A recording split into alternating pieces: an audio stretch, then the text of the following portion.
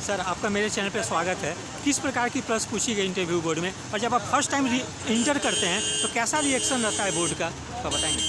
Board का reaction normal था, casual. जी और क्वेश्चंस थे पॉलिटी से ही रिलेटेड थे। मेरा नहीं सर, जैसे हम पूछना चाहते हैं कि जब इंटर करते हैं कैसा प्रेशर रहता है, तो कैसा मतलब बोर्ड का तरफ से कुछ मतलब रिस्पांस रहता है, वो हम जानना चाहते हैं। एक्चुअली मेरे ऊपर प्रेशर था नहीं, तो बोर्ड मेरे रिलेटेड तो ऐसा कुछ बोले नहीं।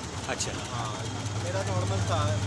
पहले ग्रेजुएशन से क्वेश्चन था कि किससे किए और ऑप्शनल क्या था आपका, जी, और दोनों की SIR था, तो फिर क्वेश्चन भी उसी रिगार्डिंग। जैसे कुछ बताएंगे क्वेश्चन क्या थी। जैसे इम्पीचमेंट ऑफ प्रेसिडेंट, अच्छा। और फिर अभी रिसेंट वॉर कहाँ चल रहा जी। है, और अभी रिसेंटली PM कहाँ गए हैं, जी। और किस लिए गए हैं, मेंबर्स कौन हैं, जी और थर्ड वर्ल्ड वॉर अगर मान लेते हैं होता है तो वो कहाँ हो सकता है, जी। चांसेस कहाँ हैं। जी। तो बस पोस्ट प्रेफरेंस से भी कुछ सवाल थे। नहीं, पोस्ट प्रेफरेंस पूछा गया था बट सवाल नहीं थे। अच्छा, और कुछ नेशनल इंटरनेशनल में और कुछ करंट अफेयर्स जैसे क्या हुआ। करंट अफेयर में बस यही, अभी ब्रिक्स में ऑनरेबल PM कहाँ गए जी। हैं, और मेरे ख्याल से वही था। बिहार से रिलेटेड कोई क्वेश्चन। बिहार से रिलेटेड, हाँ, बिहार में प्रेसिडेंट रूल कब लगा था। अच्छा, पिछले लास्ट टाइम कब लगा था। लास्ट टाइम कब लगा अच्छा, तो उसका जवाब आपने दिया। था। हाँ, अच्छा, तो सर आपने सारे प्रश्न का जवाब दिया, किसी में सॉरी भी बोले। सॉरी बोला था मैंने। एडवोकेट जनरल के आर्टिकल पूछा गया था, तो उसमें सॉरी।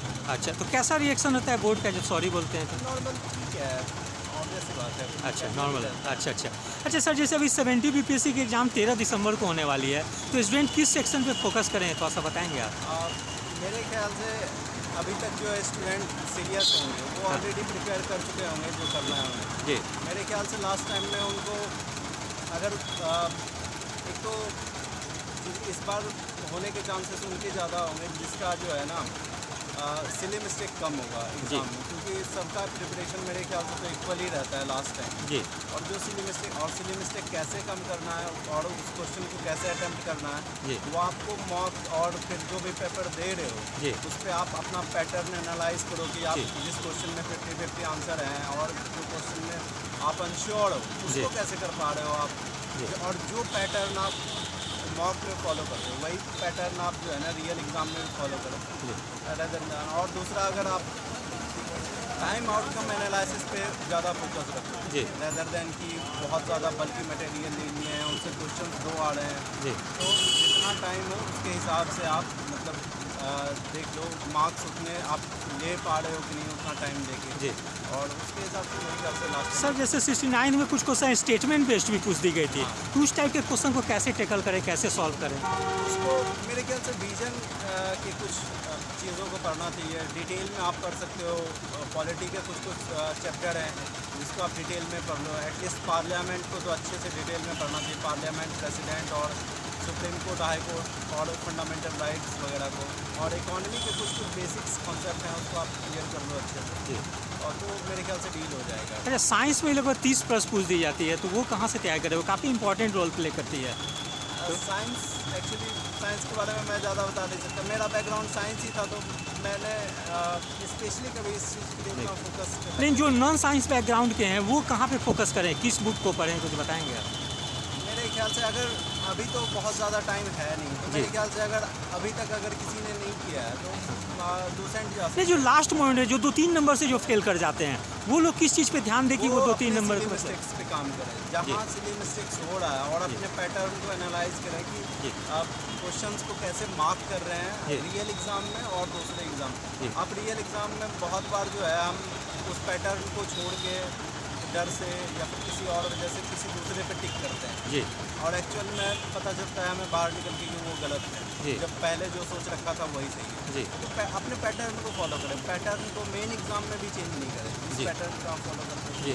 अच्छा सर, जैसे BPSC की प्रोसेस काफ़ी लंबी होती है, एक बैच क्लियर होने में 1.5 साल लग जाती है, किसी भी फेज में स्टूडेंट फेल कर जाते हैं तो फिर बैक चले जाते हैं, तो ऐसी स्थिति में स्टूडेंट कैसे अपने आप को मोटिवेट करें, आप कैसे खुद को मोटिवेट करते थे। मेरा तो एक्चुअली अभी कंटिन्यूस ही पेपर था। मोटिवेट तो आपको रखना ही पड़ेगा, क्योंकि आप खुद इस चीज़ को चूज़ किए हो, तो आपके पास कोई दूसरा, मेरे ख्याल से मोटिवेशन के ज़्यादा डिसिप्लिन पे बात करो। आप तो डिसिप्लिन आप रखो खुद को रेदर देन मोटिवेटेड। ठीक है, मेरा 67 में मेंस नहीं हुआ, 68 में भी मेंस नहीं हुआ, 69 में हुआ, और तो ठीक है अच्छा सर, जैसे एक चीज़ और पूछना चाहते हैं कि आपने सिर्फ बीपीएससी का एग्ज़ाम दिया है या और भी कोई एग्ज़ाम दिया? नहीं, इस साल मैंने यूपीएससी का मेंस भी दिया। अच्छा, मेंस वेले का। अच्छा सर, ये आपके फ्रेंड हैं या भाई हैं? मेरा भाई है। अच्छा, भाई हैं। तो भाई कितना रोल प्ले करते हैं तैयारी के दौरान, क्योंकि एक लंबा प्रोसेस होता है, तो कितना सपोर्ट मिल पाता है फैमिली का और भाई का, दोस्त का? बहुत ज़्यादा। मेरे ख्याल से आपको ये एग्ज़ाम बहुत एग्जॉस्टिव होता है, बहुत कम्बरसम प्रोसेस है, तो उसमें कोई एक सपोर्ट, बैक सपोर्ट रहता है, तो वो बहुत ज़्यादा इम्पोर्टेंट रोल प्ले करता है इस चीज़ को, क्योंकि आपको एक बैक ऑप्शन तो चाहिए जिसके साथ अपना फीलिंग और चीज़ों को शेयर करा, और भाई शेयर करता है। अच्छा सर, थोड़ा सा आपसे बात करेंगे। आपके जैसे भाई एग्ज़ाम दे रहे हैं, तो मतलब जो है कि भाई का या फैमिली मेम्बर का कितना रोल रहता है इसमें, मतलब एग्ज़ाम के दौरान? जैसे भाई का रोल बहुत अधिक रहता है, सब चीज़ में सपोर्ट करना, क्या ज़रूरतमंद है, क्या करना आगे, मतलब क्या क्या चाहिए, वो सब सारा सपोर्ट करना, परेशानी सब दूर करना, भाई पे ही जिम्मेवारी आती है। अच्छा, कभी कभी जैसे तैयारी का एक लंबा प्रोसेस होता है, तो जो तैयारी करते हैं वो थोड़ा सा डिप्रेस हो जाते हैं, तो वैसे समय आप कैसे मोटिवेट करते हैं अपने भाई को, कुछ बताएंगे? मेन तो क्या क्या होता है, कभी फैमिली प्रेशर हो जाता है जी, फैमिली में प्रॉब्लम होने लगता है जी, तो उस कारण से बोलना चाहिए कि देखो सब चीज़ छोड़ के अपना परेशानी को दूर हटाओ, अपना तैयारी करो। जी। Thank you sir. सर, आपसे इंटरव्यू में किस प्रकार की प्रश्न पूछी गई?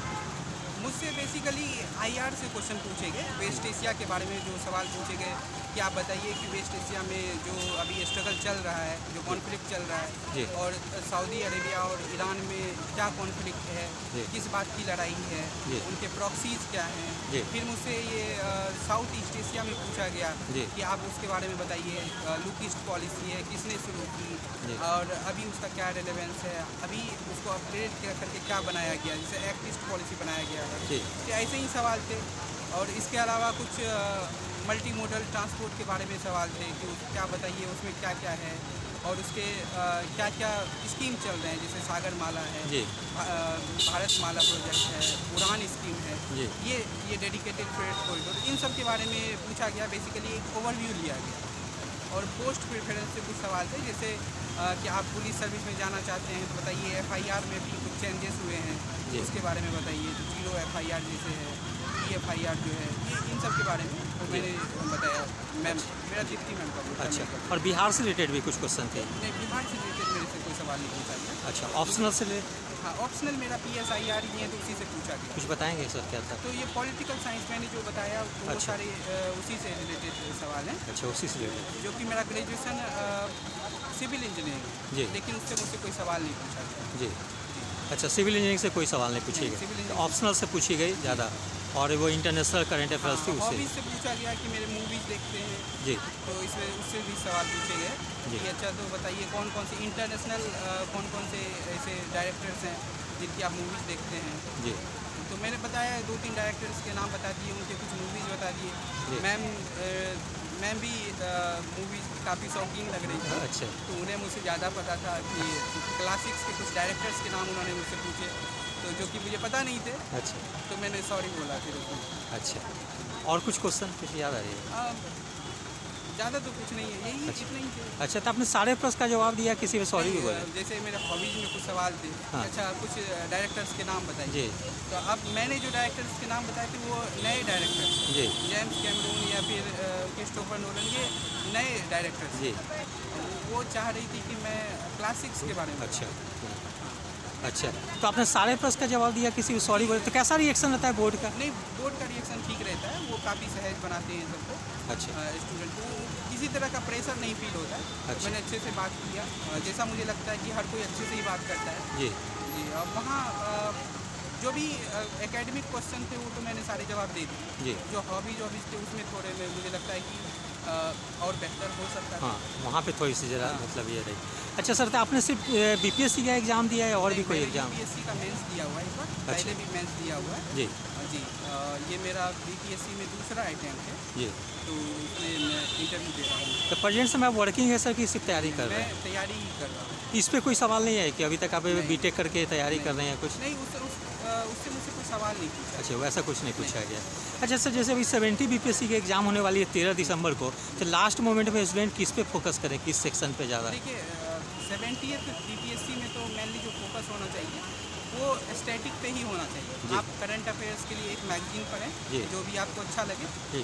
वन लाइनर से बचें, जी ठीक है। आप न्यूज़ को जानें, न्यूज़ के थोड़े इन डेप्थ एनालिसिस को समझें जी और बेसिक पढ़ें। बेसिक के बिना ये एग्ज़ाम नहीं निकलने वाला है, जी क्योंकि जिस तरह से चेंज किया गया है प्रारूप को, जी। इसमें बिना स्टैटिक पढ़े, बिना उसके बिना नहीं हो सकता। अच्छा, क्योंकि स्टेटमेंट बेस्ड भी क्वेश्चन पूछ दी गई थी 69th में, जैसे- तो वो सब तैयारी कैसे हाँ, करें? वो उसके लिए आप अगर पॉलिटी के क्वेश्चन काफ़ी लंबे थे, जी। सॉरी, तो उसके लिए आप लक्ष्मीकांत सबसे अच्छी बुक है जी। पॉलिटी के लिए मैं बोल रहा जी। हूँ। हिस्ट्री के लिए आप अलग अलग बुक पढ़ सकते हैं जो भी आपको पसंद हो, चाहे स्पेक्ट्रम पढ़ सकते हैं जी। मॉडर्न हिस्ट्री के जी। लिए, या बिपिन चंद्रा पढ़ सकते जी। हैं, और एंशिएंट और मेडिवल के लिए एनसीईआरटीज़ पढ़ सकते हैं, या मैंने तो तमिलनाडु की बुक पढ़ी है जी। एंशिएंट और मेडिवल के लिए, तो वो भी काम करता है जी। जी। और सर साइंस के भी 30 क्वेश्चन पूछी जाती है, वो कहाँ से कर लेंगे? मोस्ट इम्पॉर्टेंट थिंग है कि आपको एनसीईआरटी अच्छे से पढ़ा होना जी। चाहिए। अगर आपने पहले पढ़ा है तो एनसीईआरटी के नोट्स आते हैं, अरिहंत के आते जी। हैं, उससे पढ़ सकते हैं, या फिर महस वर्णवाल की भी आती है। मैं नहीं जानता। अच्छा अच्छा। तो और इसके अलावा कुछ क्वेश्चन साइंस एंड टेक से भी रहते हैं, जी उसके लिए करंट अफेयर्स देखना पड़ेगा। कुछ चीज़ें जैसे पिछले बार क्वेश्चन थे वैक्सीन के वर्किंग पे सवाल था, जी तो आपको थोड़ा बायोटेक्नोलॉजी भी समझना पड़ेगा, साइंस एंड टेक्नोलॉजी पर समझना पड़ेगा, जी। जिसके लिए आपको करंट अफेयर्स से अपडेट रहना पड़ेगा। ये सारी चीज़ें हैं। अच्छा, जैसे सर के कुछ क्वेश्चन स्टेटमेंट बेस्ड क्वेश्चन जो रहती है उसको एलिमिनेशन रूल से बनाना सही रहेगा या कैसे करें? एलिमिनेशन पिछले बार काफ़ी अच्छे से लग रहा था। जी हाँ, मुझे लगता है कि 70th में भी लगेगा। जी। एलिमिनेशन मेथड बहुत अच्छा मेथड जी। है। कई सारे क्वेश्चन में अगर आप एक स्टेटमेंट भी जान रहे थे हाँ तो पूरे के पूरे सवाल सोल्व हो जा रहा था। जी। अच्छा सर, इकोनॉमी सेक्शन में 12-13 क्वेश्चन जो पिछले बार पूछी गई थी, काफ़ी लंबे लंबे उसके ये थे स्टेटमेंट थे, तो वो सब क्वेश्चन को कैसे सॉल्व करें? इसके लिए मैंने एक बुक आती है, मैं यूपीएससी की तैयारी करता हूँ, तो जी। मैंने विवेक सिंह नाम की एक बुक आती है इकोनॉमी की, जी। और भी कई सारे बुक है जिनको जो सूट करे जी उसको पढ़ना चाहिए। खास करके ज़्यादा नहीं, उसमें 3-4 चैप्टर ही अगर शुरुआत में पढ़ लें जी। तो बेसिक्स कवर हो जाए। जी। Thank you sir, best of luck for final selection. Thank you.